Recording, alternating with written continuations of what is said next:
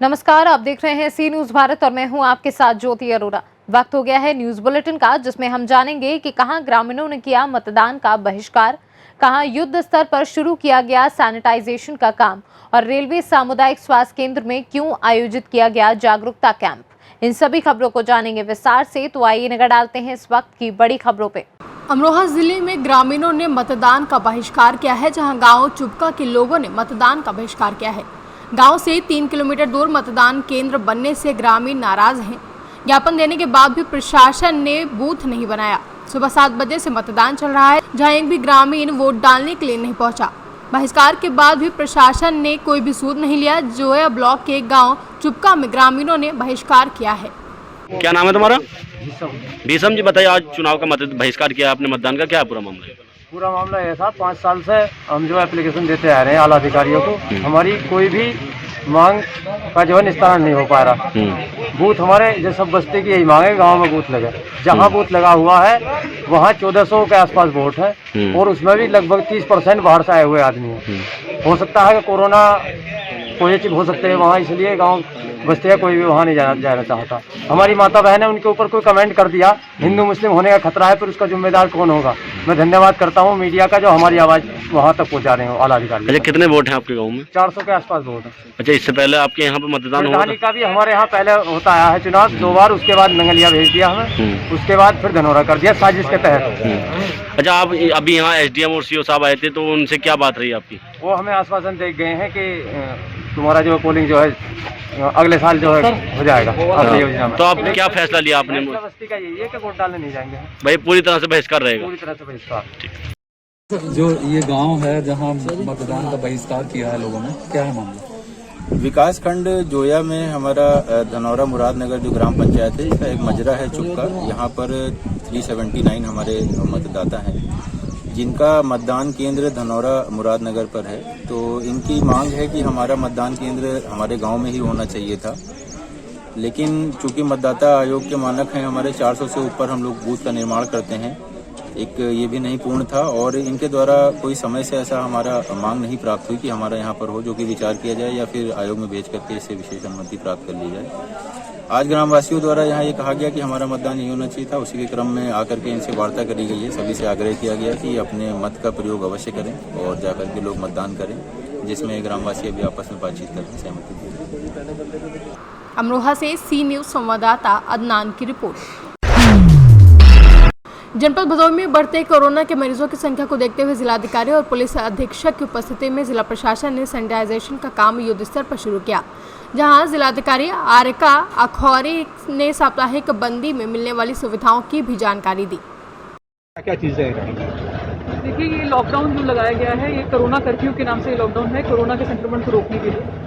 तो इसमें जो ढील होगी वो सिर्फ एसेंशियल सर्विसेज के लिए जो ज़रूरी सेवा है, और शादी ब्याह और किसी की अगर डेथ हो जाती है तो उसके लिए थोड़ा रिलैक्सेशन है। शादी ब्याह में बंद कमरे में अगर क्लोज हॉल में हो रहा है तो 50 लोग इकट्ठा हो सकते हैं, अगर खुले में है तो अधिकतम 100 लोग। और किसी की अगर मौत हो जाए तो उसके क्रिमेशन के लिए, उसके दाह संस्कार के लिए 20 लोगों की अनुमति है। और अगर किसी बच्चे का कोई NDA या अगर कोई अदर एंट्रेंस एग्जाम है तो उसके लिए छूट है, और एसेंशियल सेवाओं के लिए छूट है। इसके अलावा कोई भी प्रकार की छूट इसमें नहीं दी जाएगी। जिससे शादी ब्याह के लिए कोई परमिशन भी ग्रांट करवानी पड़ेगी? देखिए, ये जो कर्फ्यू लगाया जा रहा है, ये शनिवार रात से सोमवार सुबह तक लगाया जा रहा है। अगर किसी का शादी ब्याह संडे को पड़ता है, रविवार को, तो वो शादी ब्याह करेगा और सूचना SDM को दे देंगे कि वो कोविड के नियमों का पालन करेंगे और उसी संख्या में लोगों को बुलाएंगे।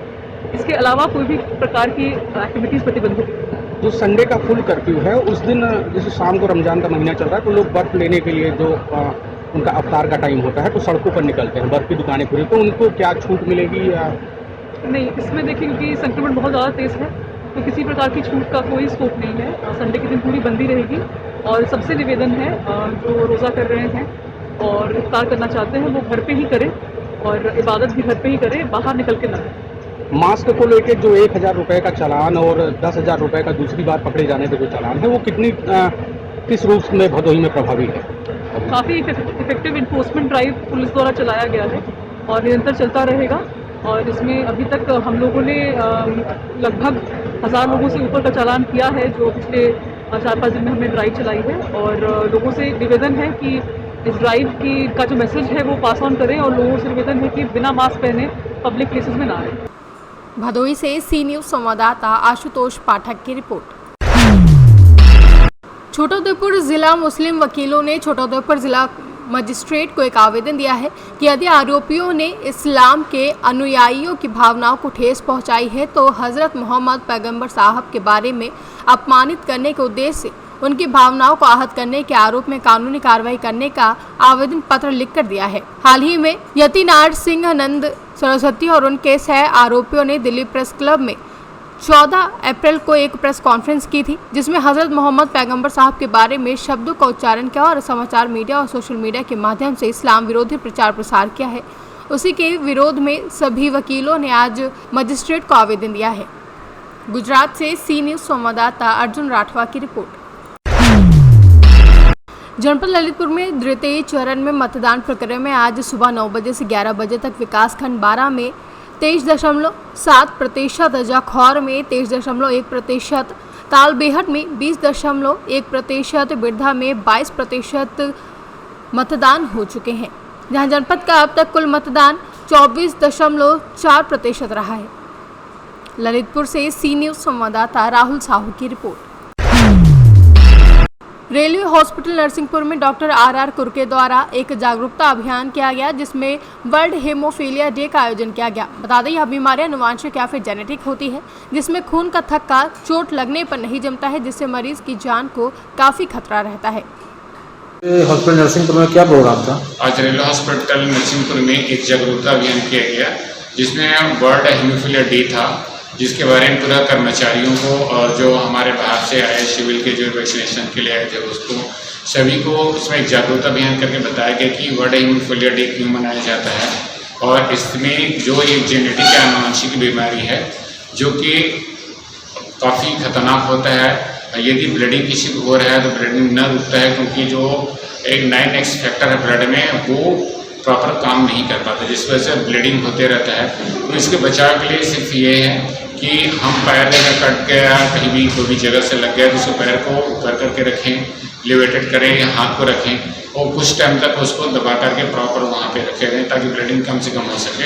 और इसमें समाज में किसी भी प्रकार का इसको हेड रिस्ट्रिक्शन न देखें और एक नॉर्मल बीमारी है जिसको हम सब मिल करके उसको जीत सकते हैं और एक स्वस्थ भारत दे सकते हैं। नरसिंहपुर से सी न्यूज संवाददाता रमेश नेमा की रिपोर्ट। झारखंड में कई ऐसे जिले हैं जो अति नक्सल प्रभावित हैं, उनमें से चतरा जिला का नाम भी शामिल है। इस जिले में नक्सली के खिलाफ चलाए जा रहे अभियान में केंद्र और राज्य सरकार की ओर से सैकड़ों रुपए खर्च किए जाते हैं, फिर भी चतरा के कई गांवों में आज भी विकास की किरण नहीं पहुंच पाई है। चतरा के विकास के लिए राज्य के मंत्री से लेकर आला अधिकारी लगातार दौरा करते हैं और कई दावे भी करते हैं। जिला का नक्सल प्रभावित टंडवा प्रखंड के रहरेठवा गांव के लोग चुल्लू भर पानी के लिए जद्दोजहद करते नजर आ रहे हैं। आज भी ग्रामीण पेयजल की समस्या से जूझ रहे हैं। इस गांव में 25 से 30 परिवार रहते हैं। यहां के लोगों की मूलभूत सुविधाएं मयस्सर नहीं है। खासकर पानी का जुगाड़ करने में महिलाओं को घंटों समय बिताना पड़ता है। इस गांव में ना तो अधिकारी और ना ही नेता पहुंचते हैं, लेकिन चुनाव के समय वोट मांगने जरूर दिखाई देते हैं। गांव की महिलाएं लगभग 1 किलोमीटर की दूरी तय करके कोयले की धूल गर्द के साथ ही नदी में बहने वाली पानी भरकर लाती हैं, तब जाकर वो इस पानी को पीने और खाने में इस्तेमाल करती हैं। कुत्ता बिलाई सब यही ला पानी पीता, वही ला पानी पीते हैं। माल व मवेशी पीता है, वही ला पानी पी रहे हैं। बहुत यहाँ तकलीफ है, पानी का कुछ का साधन नहीं है।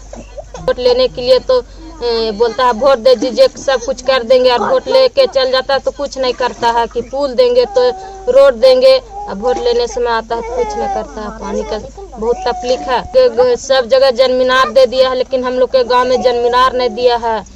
हम लोग जनमीनार जानबे न करते हैं, हम लोग के देबे नहीं किया है। ये थी बीमारी फैले थे, माल के, गरु के, कुकुर के, बिलार के सब गंदा पानी हमें पिए थी।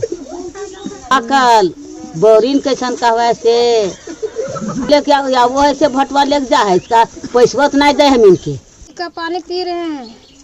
कुत्ता बिलार सब पी रहा है, वही पानी पी रहे हैं। माल मवेशी पीता है, वही पानी पी रहे हैं। और देखिए नदी का हमने कितना गंदा पानी कोला का ऐसे वही पानी पी रहे हैं।